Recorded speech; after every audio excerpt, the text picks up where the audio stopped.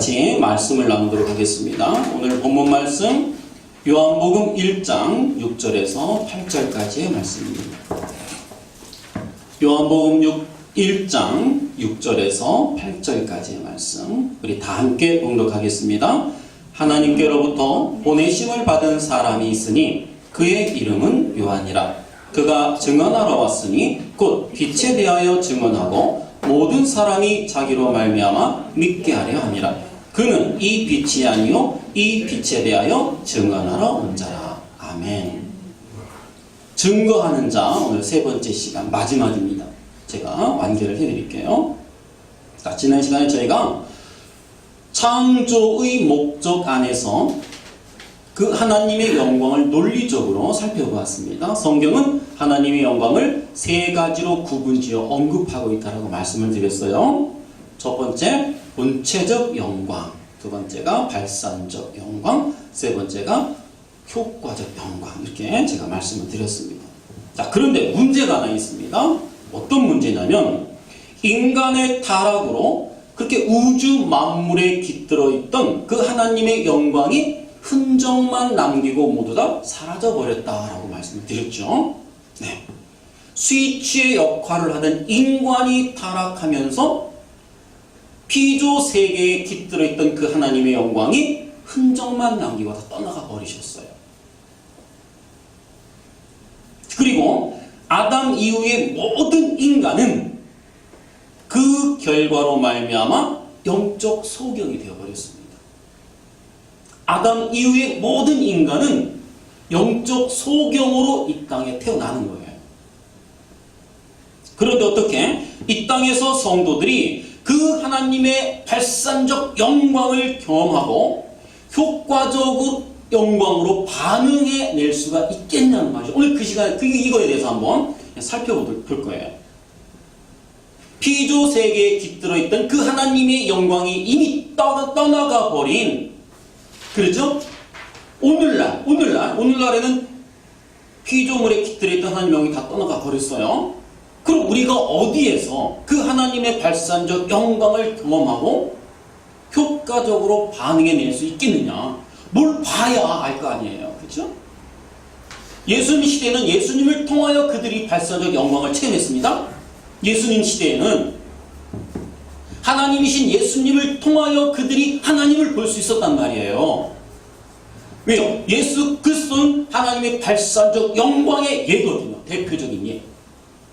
예수 그리스도는 하나님의 영광 중에 그 발산적 영광의 대표적인 예였단 말이에요. 그래서 그 당시의 사람들은 예수 그리스도를 통해서 하나님의 영광을 볼 수 있었단 말이에요. 근데 오늘날에 우리는 어디에서 그 발산적 영광을 볼 수 있냐는 말이죠. 발산적 영광을 볼 수 있어야만이 우리가 효과적으로 반응해낼 수 있단 말이죠. 그래서 하나님은 새 창조를 시작하셨던 거예요. 새 창조. 새 창조 외에는 방법이 없는 것입니다. 새로운 피조물과 새로운 백성을 만드셔서 다시 원래의 창조의 목적대로 그 모든 피조물들이 하나님의 발산적 영광을 드러내고 아울러 효과적 영광으로 하나님만을 자랑할 수 있도록 만들어내셨는데 그것이 여러분들이 잘 알고 있는 새하늘과 새 땅이라고 하는 새 세상인 것입니다. 자, 그렇다면 지금 상황에서 두 가지 문제가 해결이 되어야 돼요. 오늘도 조금 어렵습니다. 집중하고 들어봐 주세요. 첫 번째가 하나님의 영광이 떠나버려 썩어짐의 종 노릇을 하고 있는 피조물들을 우선 회복시키셔야 돼요. 그렇잖아요. 하나님의 영광이 떠나버려 썩어짐의 종 노릇, 마귀의 세간살이 노릇이나 하고 있는 그 피조물들을 우선 회복시키셔야 돼요. 그들을 회복시켜야 그들 안에 하나님의 영광이 깃들 거 아닙니까? 다시. 그래야 거기에 하나님의 영광이 나타날 수 있기 때문에 그렇습니다. 그리고 두 번째로 소경된 인간들의 눈을 뜨게 해주셔야 돼요. 소경된 인간들의 눈을 뜨게 해주셔야 돼요. 이 두 가지 문제가 우선적으로 해결이 되어야 됩니다. 그래야 우리가 하나님의 영광, 발산적 영광을 경험하고 우리는 그 영광을 통해서 반응적 영광, 그렇죠? 효과적 영광을 내놓을 수가 있게 되는 것입니다. 자, 그럼 먼저 오늘은요, 하나님은 어떻게 소경된 인간들의 눈을 뜨게 하셨는지를 먼저 살펴볼게요. 영적 소경된 하나님의 택하신 백성들의 눈을 뜨게 하기 위해 이 땅에 누구를 보내주셨어요? 예수 그리스도를 보내주셨잖아요. 그분은 2000년 전에 이 땅에 우리와 같은 모습으로 오셨습니다. 이렇게 오셔서 하나님을 설명해 내셨어요. 그분은 하나님의 영광을 그대로 지니고 오신 분이에요. 하나님의 영광을 그대로 지니고 오신 분이에요. 하나님의 영광의 일부분만을 취사 선택해서 오신 분이 아니에요. 하나님의 영광을 그대로 지니시고 오신 분이에요. 어디에다가? 육신 안에 담고 오신 분이에요. 이 땅에 내려오신 분이시기 때문에 우리는 그분을 빛이라고 불렀던 거예요. 그렇죠? 그분을 우리는 빛이라고 부르는 거예요. 그 하나님의 영광을 그대로 담고 오신 그분을 설명할 수 있는 단어가 없어요. 우리가 갖고 있는 언어 중에 하나님의 영광을 그대로 담고 오신 그분을 설명해 낼 수 있는 단어가 없었어요. 그래서 그냥 빛이라고 하는 거예요. 우리가 그분을. 자, 요한복음 1장 14절로 갑니다. 함께 읽겠습니다. 말씀이 육신이 되어 우리 가운데 거하심에 우리가 그의 영광을 보니 아버지의 독생자의 영광이요 은혜와 진리가 충만하다. 히브리서 1장 3절로 갑니다. 이는 하나님의 영광의 광채시요 그 본체의 형상이시라 그의 능력의 말씀으로 만물을 붙드시며 죄를 정결하게 하시는 일을 하시고 높은 곳에 계신 지극히 크신 이의 우편에 앉으셨느니라. 그 예수님이야말로 하나님의 발상적 영광의 대표적인 예예요. 자, 다시 한번 말씀드릴게요. 그 예수님이야말로 하나님의 발상적 영광의 대표적인 예입니다.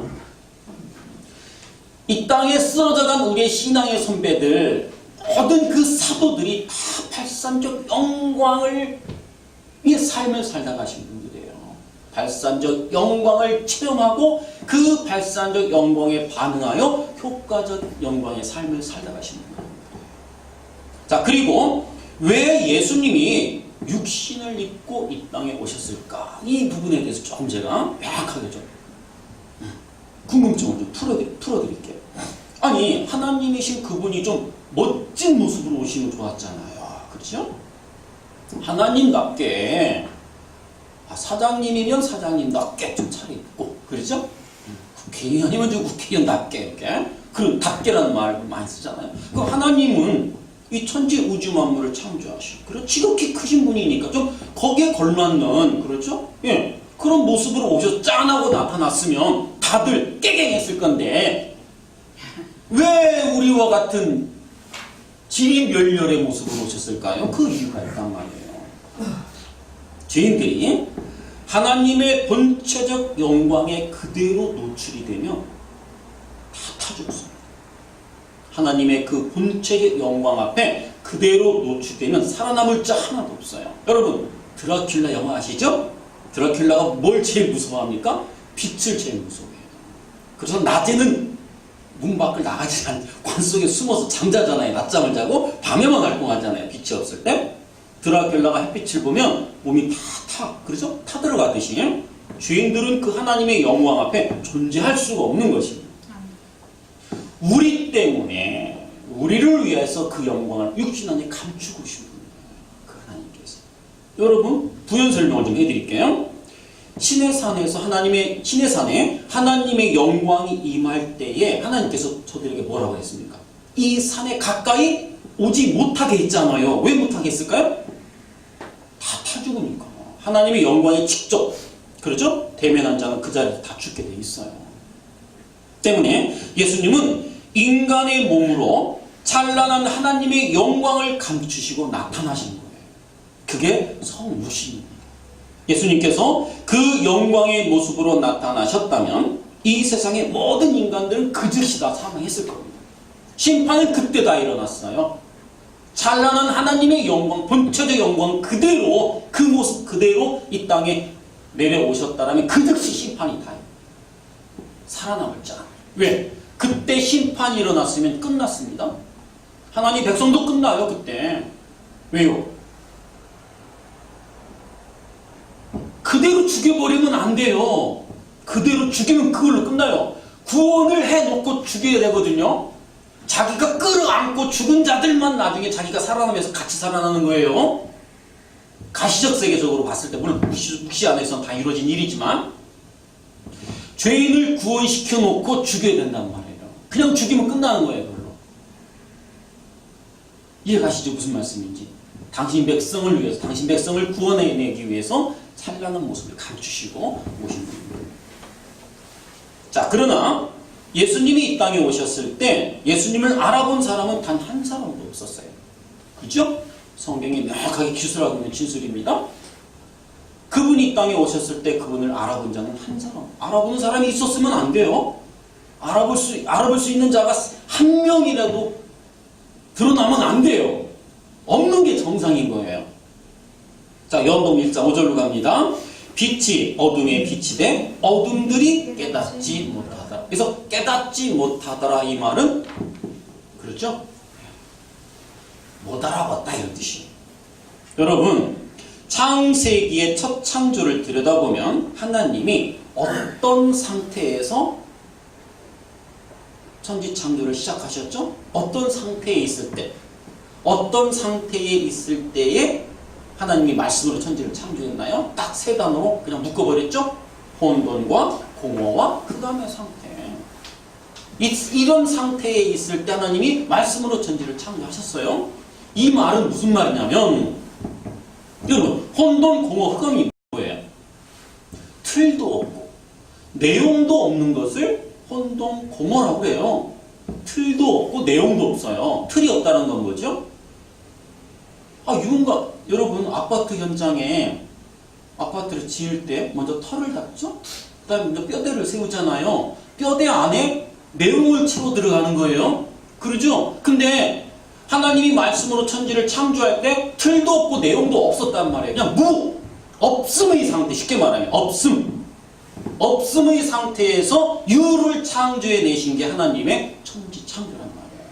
그 없음의 상태를 성경은 세 단어로 묶어버린다 그랬죠? 혼돈과 공허와 흑암의 상태.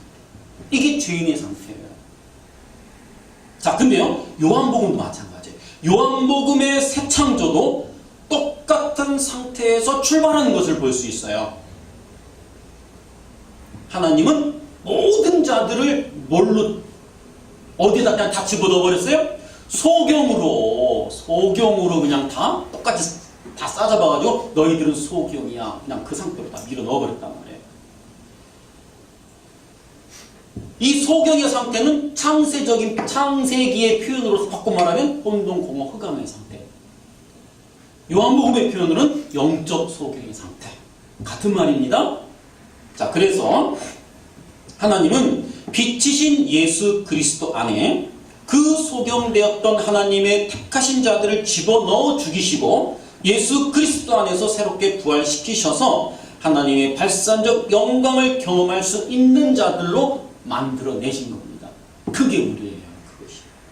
자, 그랬더니 그 거듭난 사람들이 그 예수 그리스도 안에서 충만히 흘러넘치는 하나님의 영광을 보게 되고 예수님을 하나님의 아들로 믿게 되더라는 것이죠. 그래서 우리 성도만이 그 예수님을 하나님의 아들로 믿을 수 있게 되는 겁니다. 자, 조금 더 제가 부연 설명해 드리도록 넘어갈게요. 자, 하나님께서는 인간들에게 자기 외부의 것을 인식할 수 있는 방법을 주셨어요. 자기 외부에, 우리 이성의 밖에 있는 것들을, 그렇죠? 내 외부에 있는 것들을 이렇게 인식하고 받아들일 수 있는 어떤 방법을 주셨는데 그것이 이성과 신앙이라고 하는 거예요.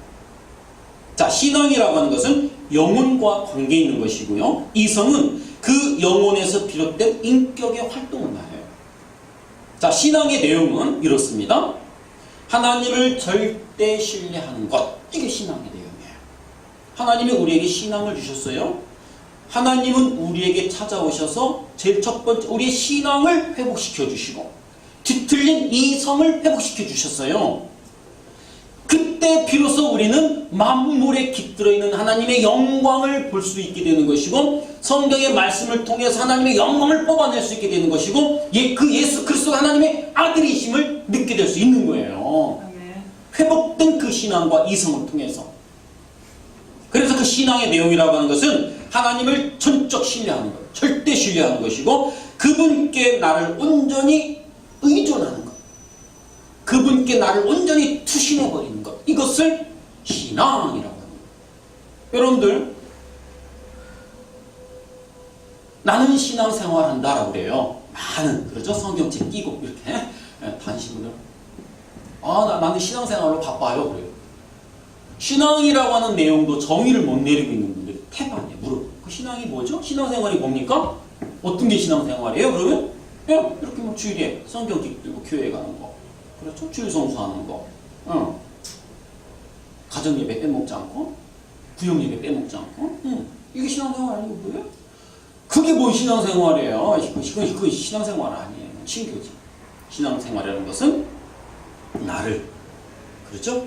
하나님께, 하나님의 하나님 되심을 인정하고, 나의 피조물됨을 깨닫고, 자기 처음자리로 내려가 그 하나님께 납작 엎드려서 항복 선언을 하는 걸 신앙이라고 합니다. 그 상태에서 자기 부인이 터져 나오는 것이고, 그렇죠? 이게 신앙인 거예요. 인간은 그 신앙이 없는 상태에서 이성만으로는 하나님을 인식할 수가 없어요. 그 신앙이 없는 상태에서 이성만으로, 지성만으로는 하나님을 절대로 인식할 수가 없습니다. 자, 태초에 아담에게도 신앙이 있었어요. 그래서 아담도 신앙과 이성을 사용해서 만물을 인식하고, 그 만물 속에 깃들어 있는 하나님의 영광을 볼 수 있었고, 또 하나님의 뜻을 깨달을 수 있었던 거예요. 그런데 인간이 타락하고 영혼이 죽어버렸어요. 인간이 타락하고 영혼이 죽어버렸단 말이에요. 쉽게 말하면 신앙을 잃어버렸어요. 하나님의 영광이 떠나가 버렸다는 거죠. 인간은 그 즉시 신앙을 잃어버린 겁니다. 그 신앙을 잃어버린 상태에서는 어떤 방법으로도 우리는 하나님을 인식할 수가 없어요. 또한 영혼이 죽어버리자 영혼에서 비롯되는 인격의 활동이 뭐라고 그랬죠? 그렇죠, 신앙. 영혼에서 비롯되는 그 인격의 활동이 이성이라고 그랬잖아요. 그렇죠? 그 이성이 뒤틀려 버렸어요. 신앙을 잃어버리면서 그 신앙으로 비롯되는 그 인격의 활동이 뒤틀려 버리기 시작한 거예요. 여러분, 우리 청년, 오징어 좋아하지?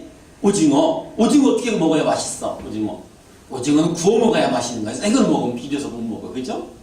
오징어를 굴 때 어떠고요? 석쇠에다 혹은 프라이팬 위에다가 올려놓잖아요. 그러면 자, 불이 막 이제 뜨거워집니다. 달궈져요. 그럼 오징어가 요동을 치죠? 어떻게 해요? 막 몸을 빗보기 시작하면서 오그라들어요. 그러죠? 다리는 다리대로, 모파는 모파대로 다 그렇잖아요. 오징어 한 번씩 다 구워서 잡숴 보셨잖아요? 오징어가 이렇게 막 뒤틀려요. 이성이 이렇게 뒤틀려 버린다라는 거예요. 그렇게 뒤틀려 버린 이성의 상태에서는 올바른 판단이 나오지는 않아요. 그렇잖아요, 여러분들? 자, 비유가 잘 됐는가 모르겠네요. 하나님께서 그 영혼을 다시 살려내지 않는 한 절대 인간의 신앙이 살아날 수가 없는 겁니다. 인간의 이성 또한 제대로 인식의 기능을 발휘할 수 없게 되었어요.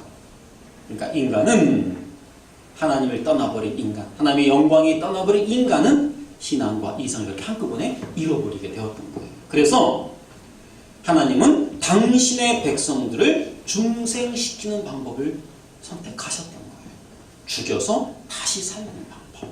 그냥 죽이면 안 되니까 예수 그리스도 안에 집어넣어 그 예수를 대표로 죽여서, 그렇죠? 그를 다시 살림으로 말미암아 그와 더불어 살아나게, 이런 방법을 선택하셨단 말이에요. 자, 새롭게 그렇게 창조하셔서 영혼을 살려내시고 하나님의 발산적 영광을 볼 수 있도록 그들의 이성이라고 하는 그 안경을 깨끗하게 닦아주신 거예요. 그래서 우리는 하나님의 영광을 이렇게 볼 수 있는 눈을 갖게 됐고, 그 말씀을 통해서, 그 예수 그리스도를 통해서 하나님의 아들이심을 믿을 수 있는 신앙이 회복되는 거예요. 자, 그렇다면 이제 두 번째. 자, 그러면 예수님 당시에는 그 예수님을 통해서 하나님의 영광을 보고, 하나님을 보고, 그렇죠? 하나님의 발산적 영광을 보고 그 발산적 영광에 반응해서 효과적 영광을 나타낼 수가 있었는데, 그렇다면 현세에 사는 성도들은 그 예수 그리스도로 말미암아 충만하게 계시되었던 그 발산적 영광을 어디서 볼 수가 있죠? 우리는, 그렇죠? 예수 그리스도로 말미암아 발산되었던, 왜? 예수 그리스도는 하나님의 발산적 영광의 대표적인 예라고 제가 말씀을 드렸으니까, 그렇죠? 그럼 그들을, 예수님을 통해서 그들을 볼 수 있었어요. 근데 오늘날 우리 현 세대 우리들은 어디서 그 발산적 영광을 볼 수 있을까요? 이 문제도 한번 풀어보자고요. 말씀이죠. 그렇죠? 말씀을 통해서 우리는 발산적 영광을 볼 수 있는 자들이 되는 거예요. 말씀. 왜요? 말씀은 곧 누구? 예수 그리스도이시며 하나님이시니까. 자, 그 발산적 영광이신 예수님을 그대로 문자로 옮겨놓은 것이 성경이에요. 그죠? 문자로 그대로 옮겨놓은 것이 성경이란 말이에요. 성경을 통해서 하나님을 보셔야지 성경을 도덕적, 윤리적 교과서로 보면 안 됩니다. 그런 도구를 우리에게 주신 적이 없어요, 하나님께서. 왜요? 예수 그리스도, 예수님을, 하나님이신 그분을 문자로 그대로 옮겨놓은 것이 성경의 말씀입니다. 예수님은 누구만을 설명하다 가셨어요? 하나님만을 설명하시다 가셨어요. 그죠? 그러면 이 성경의 내용에 어떤 것이 기록되어 있다는 거죠? 답이 나왔죠? 하나님만을 설명해 놓은 책이죠. 하나님과 그의 나라와 십자가와 은혜와 구속사적 이런 내용들을 기록해 놓은 거죠. 어떤 걸 찾습니까? 성경이. 이 땅을 멋지게 살아가는 방법? 교양 강좌를 들으셔야죠. 딱딱하게 뭐 예배당에 앉아서 경건한 척하면서, 그렇죠? 커피 한 잔 못 마시면서 뭐 예배 그런 자리에서 그런 세상을 살아가는 방법을 배우려고 합니까? 교양 강좌에 가면 분위기도 좋잖아요. 그 중간중간 노래도 하고, 그렇죠? 박수도 치고 교양 강좌를 찾아서 돌아다니면서 이 세상을 멋지게 살아가는 방법을 배우셔야 돼요. 교환에서는 그런 걸 배우시려고 하면 안 됩니다. 예수님을 배우셔야 되고 하나님을 배우셔야 되고 천국과 이 땅의 차이점을 배워야 돼요. 왜 우리가 그 지향점이 하늘을 바라봐야 되는지를 배워야 돼요. 자, 그러니까 여러분, 지금 우리가 하나님의 발산적 영광을 볼 수 있고 경험할 수 있는 유일한 방법은 말씀을 통해서라는 것입니다. 여러분은 말씀을 통해서 하나님을 인식하게 되는 것이고, 말씀을 통해서 하나님의 위대하심과 하나님의 크심을 알게 되는 것이고, 그 앞에서 자신의 죄를 깨닫게 되는 것입니다. 제가 지난 시간에 하나님의 발산적 영광을 개별적으로 체험했다고 그랬어요. 자, 하나님의 발산적 영광을 개별적으로 체험하면 어떤 증상이 나타나면, 어떤 현상이 나에게서 어떤 것이 드러나요? 나를 낱낱이 분해하시는 그 하나님이에요. 그것은 나의 이 겹겹이 나를 감추고 있는 이 모든 것들이 나의 환경과 나의 옷으로 나를 감추고 있잖아요. 나의 배경이 나를 감추고 있잖아요. 낱낱이 발가벗겨진다니까요. 그 하나님의 영광 앞에서 이만한 죄까지 다 드러나게 되는 거예요. 그 하나님의 발산적 영광의 개별적 체험이라고 하는 것은 다른 거 없어요. 나를 그럴듯한 사람으로 만들어준, 아니요, 절대. 내 감춰진 내면의 이만큼 꽁만한 제목까지도 다 들춰내시는 분이에요. 그게 개별적 체험인 겁니다. 그런 체험을 하셔야 돼요. 와, 나는 죄인 중에 죄인이로구나. 나는 피조물에 불과한 자이고 하나님의 그 크신 하나님 앞에 나는 아무것도 아니구나. 그동안 나는 나의 힘으로 잘나서 살아왔다고 생각했는데 아니구나. 나는 지금 하나님이 나를 지옥에 보낸들 나는 아무 할 말 없는 무익한 자구나. 이게 개별적 체험인 거예요. 여기서 확 뒤집어지는 거예요. 통회 자복하는 거죠. 통회 자복하는 거예요. 오, 이제 큰일 났구나. 오이라는 단어에 대해 설명해 줬죠. 지옥문 앞에서 절규하는 거예요. 바로 다 나여 망하게 되었다. 이 고백을 하는 거예요. 그 개별적 체험이라고 하는 것입니다. 자, 그 말씀을 통해서 우리는 하나님을 찬양할 수가 있는 것입니다. 그리고 성도들은 성경 말씀을 통해서 그 만물에 깃들어 있던 하나님의 영광이 어떠했는가도 알 수가 있어요. 여러분, 만년 전에, 뭐 그 이전에, 혹은 최근에 살다가 멸종된 이런 동물들이 있어요. 지금은 없는, 예전에는 있었는데 지금은 그 흔적조차 사라져버린 그런 동물들이 많잖아요. 근데 화석은 남아있어요. 화석은 남아있고 또 뼈들이 남아있단 말이에요. 그걸 발굴을 하잖아요. 그렇죠? 학자들이. 그런데 지금은 형체도 없고 화석과 뼈만을 가지고 복원을 해냅니다. 복원을 해요. 그 자료들을 수집해서 모아가지고 이런 모양이었을 것이야 라고 이렇게 추론을 해낸단 말이에요. 청년, 우리 코끼리보다 큰 게 뭐지? 그 뭐예요? 그 동물 있잖아요. 코끼리 코끼리같이 생겨가지고 막 큰 옛날에만 과거 그죠? 아주 옛날에 있어. 맘모스. 요즘엔 없잖아. 그죠? 어디 가서 볼 동물의 놈도 없어요. 근데 그 맘모스들 그 과학자들이 화석과 뼈만을 가지고 이렇게 만들어냈단 말이에요. 모형물을. 그러죠? 그런 것처럼 제가 왜 그 말씀을 드리냐면요. 성경에 기록된 지식과 정보. 성경에 기록된 그 지식과 정보를 통해서 습득해서 우리의 그 이성, 회복시켜 주신 그 지성을 사용해서 우리는 하나님을 추론해낼 수가 있는 거예요. 그게 하루하루 좀 명확해지고 선명해지는 거예요. 공부를 하면 할수록. 자, 그러니까 여러분들 성경을 보면서 하나님의 영광을 성경을 모르면서 하나님의 영광을 보았다라고 하는 사람들은 전부 새빨간 거짓말을 하고 있는 거예요. 성경을 모르면서 나 하나님을 보았어라고 하는 사람들은 새빨간 거짓말을 하고 있는 겁니다. 자, 그렇게 예수 그리스도를 통해서 그리고 그분에 대해 기록된 말씀으로 계속해서 하나님은 당신의 영광을 발산하고 계신 겁니다. 오늘 이 시간에도 여러분들은 이 말씀을 통해서 당신의 영광을 계속 뿜어내고 있는 거예요. 자, 그러나 하나님의 은혜 반대편에 있는 사람들은 그 영광을 볼 수가 없어요. 하나님의 은혜 밖에 머물고 있는 자들은 그 하나님의 영광을 알아볼 수가 없어요. 자, 그런 사람들은 결국 마지막 날에 하나님의 영광 앞에서 자신들의 죄를 깨닫게 되고 계시록에 기록된 말씀처럼 태산아 나를 덮어다오, 하나님의 저 저주로부터 나를 좀 덮어다오 라고 외치게 될 거란 말이죠. 여러분, 바위야 나를 덮어 하나님의 저 노염으로부터 나를 좀 가리워다. 아니 바위가 나를 덮으면 내가 죽잖아요. 그죠? 바위를 향하여 호소를 하는 거예요. 부탁을 하는 거예요. 바위야 태산아 나를 좀 덮어서 하나님의 저 진노로부터 나를 좀 가려달라고. 왜 그런 부탁을 해요? 그 자살행위잖아요. 죽는 게 낫다라는 거예요. 하나님의 진노 앞에서는 차라리.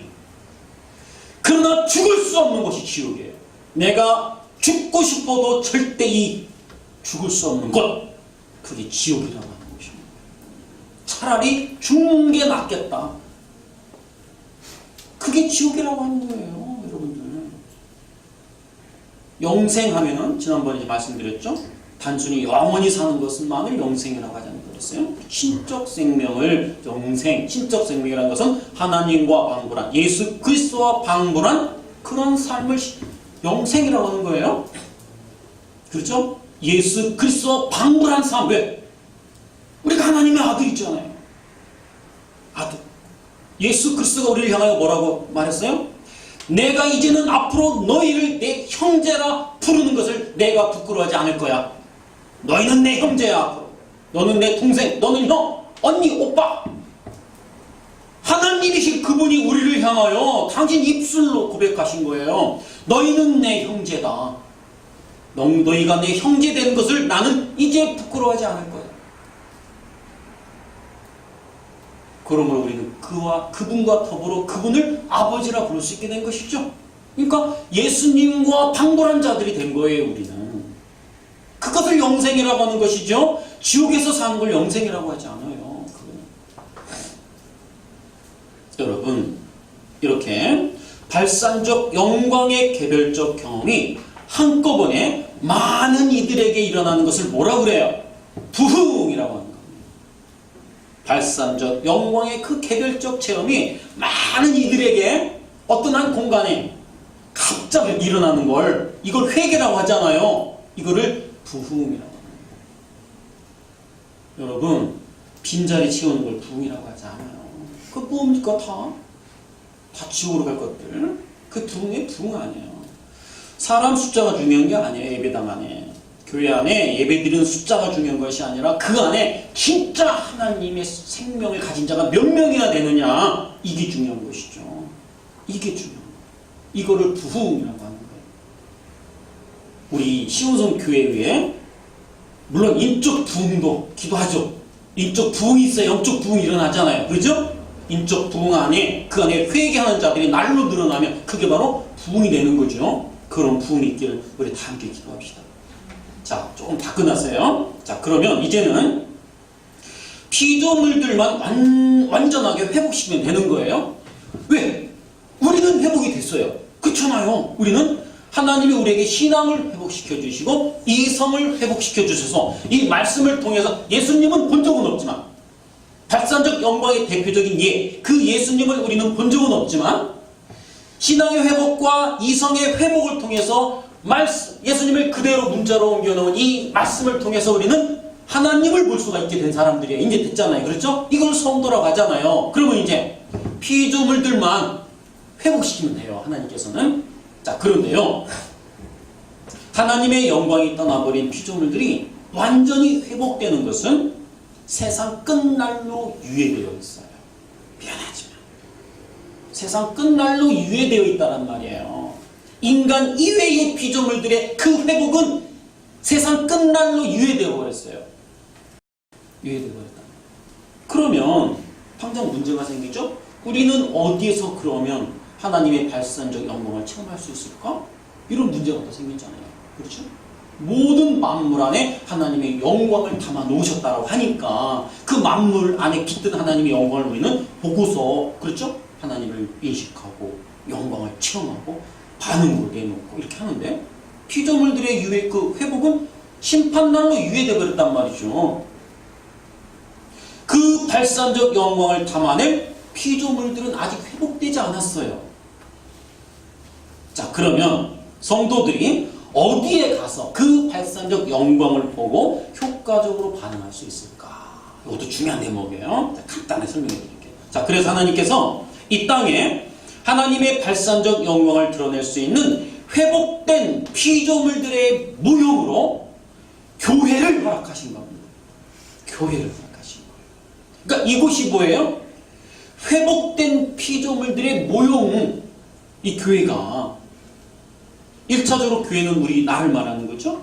여러분들이 교회이고 이렇게 여러분들이 모여서 예배하는 이곳은 예배당입니다. 정확히 표현하면 그렇죠. 성경에서 말하는 교회는 이런 건물, 가시적으로 보이는 건물, 이 교회가 아니라 나 자신을 교회라고 그래요. 교회. 그 교회들이 모여서 이렇게 예배, 하나님에 대해서 배우고 같이 친교하고 하는 이 자리는 우리 예배당이라고 그래요. 이 교회를 허락하신 거예요. 우리를 허락하셨다라는 거예요. 우리. 여러분들을 허락하신 거예요. 자, 교회는 바로 회복된 피조물들이 하나님의 영광을 충만히 드러내는 새하늘과 새 땅의 모형인 것입니다. 여러분들은 하나님의 새 땅과 새 하늘 모형인 거예요. 근데 뭐 이래? 새 땅과 새 하늘이? 새 땅과 새 하늘들이 뭐 이래요? 그렇죠? 뭐 새 땅과 새 하늘들이 뭐 이래요? 설명해 드릴게요. 자, 하나님은 하나님의 발산적 영광을 교회에 부으시고 교회는 그 하나님의 영광을 충만히 드러내는 자들이 된 거예요. 그건 맞아요. 그건 사실입니다. 영적 눈을 뜨게 된 하나님의 백성들은 교회 안에서 충만하게 드러나는 하나님의 발산적 영광을 볼 수 있게 되었고 그 발산적 영광에 반응하여 효과적으로 반응하게 되는 것입니다. 그리고 그 효과적 영광들은 다시 다른 이들에게 발산적 영광으로 보이게 되고, 그렇게 교회는 이 땅에서 새 하늘과 새 땅의 모습으로 지어져 가는 게 맞아요. 현실. 구속사적 현실 그렇습니다. 그렇다면 교회가 그런 곳이라면 우리가 교회를 바라볼 때에 교회가 어떠해야 됩니까? 하나님의 발산적 영광이 충만하게 드러나서 눈이 부셔서 볼 수 없어야 되는데, 오늘날의 교회의 모습은 어때요? 눈꼴 사나워서 못 보게 되었어요. 눈이 부셔서 볼 수 없는 게 아니라 눈꼴 사나워서 못 보게 되는 그런 집단이 되어버렸단 말이에요. 교회가, 오늘날의 교회가. 뭔가 좀 앞뒤가 안 맞죠? 자, 그 이유가 뭐라고 생각하십니까, 여러분들? 그 새하늘과 새 땅의 모형으로 교회를 허락하셨는데, 교회의 현실은 그렇지가 않아요. 하나님의 영광이 찬란하게 빛나서 눈 시려서 못 보는 그 집단이 아니라 눈꼴 사나워서 못 보는 집단이 되어버렸단 말이죠. 여러분, 아직 교회를 이루고 있는 사람들이 죄의 오염, 다른 말로 죄의 잔재를 갖고 있기 때문인 거예요. 여러분, 우리는 구원을 받았지만 이 육신을 입고 있는 한 여전히 우리는 죄의 잔재를 갖고 있어요.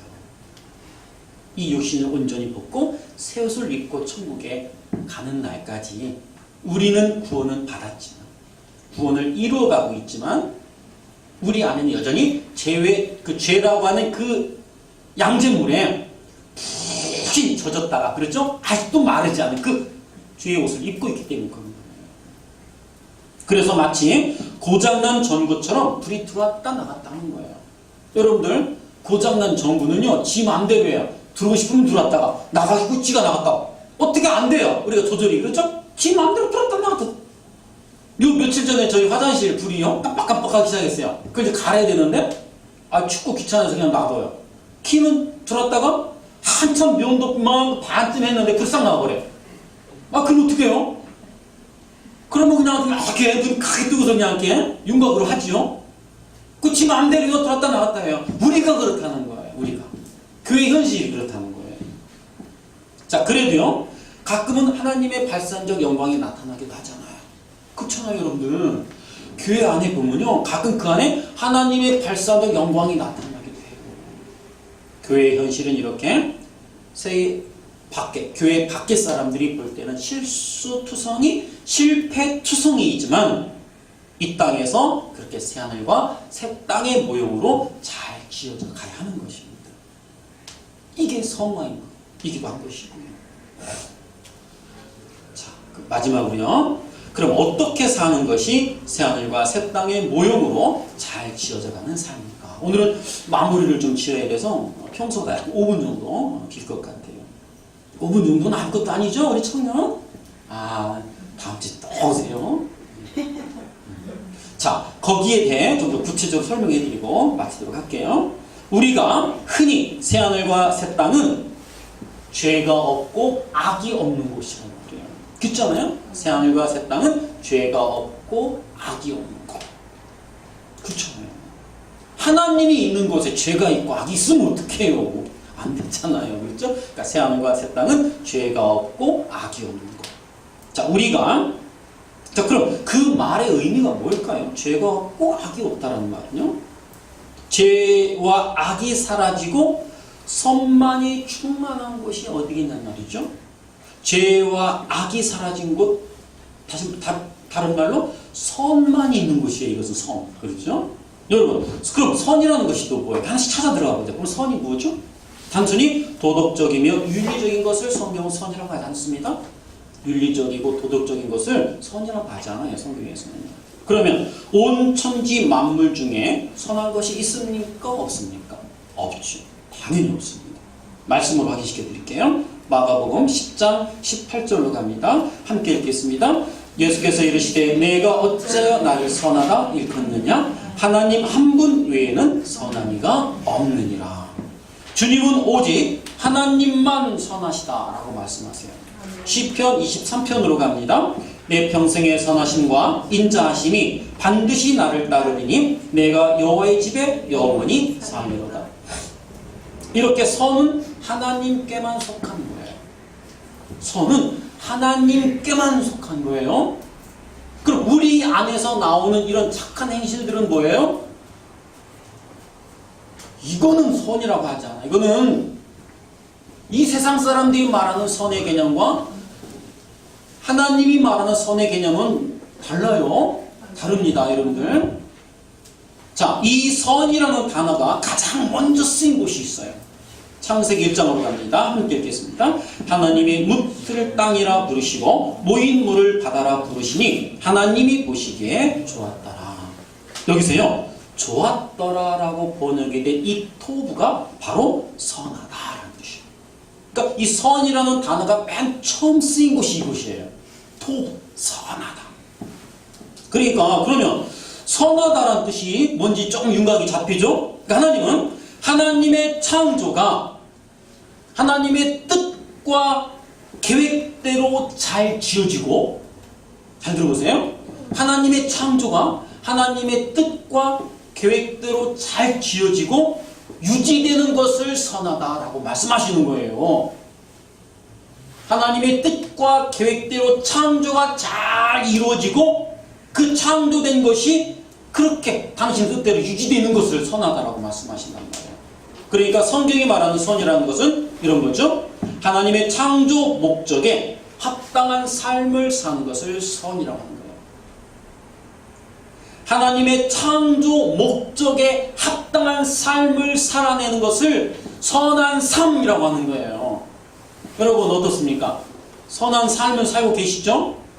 창세전에 여러분을 향한 그 목적, 여러분을 이 땅에 보내신 목적이 있어요. 그 목적대로 살아가는 것을 선한 삶이라고 하는 거예요. 선한 삶. 선한 삶. 그러니까 선이란 단순히 도덕적이고 윤리적인 삶을 말하는 것은 아닙니다. 자, 성경에서 말하는 선을 조금 더 제가 설명해 드리고 끝낼게요. 하나님의 성품이나 공유적 속성이 피조물들에게 나타나고 그 피조물로 말미암아 다른 피조물들이 하나님의 창조의 목적대로 돌아오는 것에 기여하는 삶을 선이라고 하는 거예요. 그러니까 여러분을 통해서 다른 이들이 우리의 삶을 통해서 하나님의 영광을 체험하고, 그러죠? 그들이 하나님께로 돌아오게 기여하는 그러한 것들을 하나님은 선하다라고 하는 거예요. 여러분, 기생 라합이 여리고를 팔아먹었어요? 조국을 팔아먹었단 말이에요. 조국을 팔아먹은 라합이 하나님으로부터 선하다라는 칭찬을 받았단 말이죠. 또 한 사람 있죠. 여러분 다말 잘 아시죠? 유다의 며느리 다말. 그 못된 짓을 했는데도 하나님이 다말을 향하여 선한 자라고 했단 말이죠.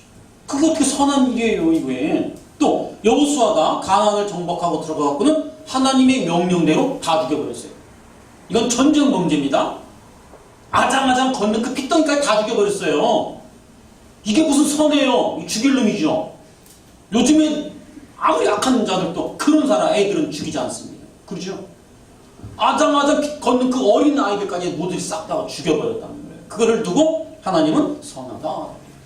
그러니까 선의 개념이 틀려요. 그러니까요, 영적인 눈을 떠서 하나님의 발산적 영광을 경험한 사람들의 삶은 어떤 삶을 살아야 할까? 여러분, 바로 그렇습니다. 세례 요한처럼 하나님의 말씀을 따라 살며 증거자의 삶을 살게 되는 것, 이것을 선하다고 해요. 그게 전도이며 선교인 것이에요.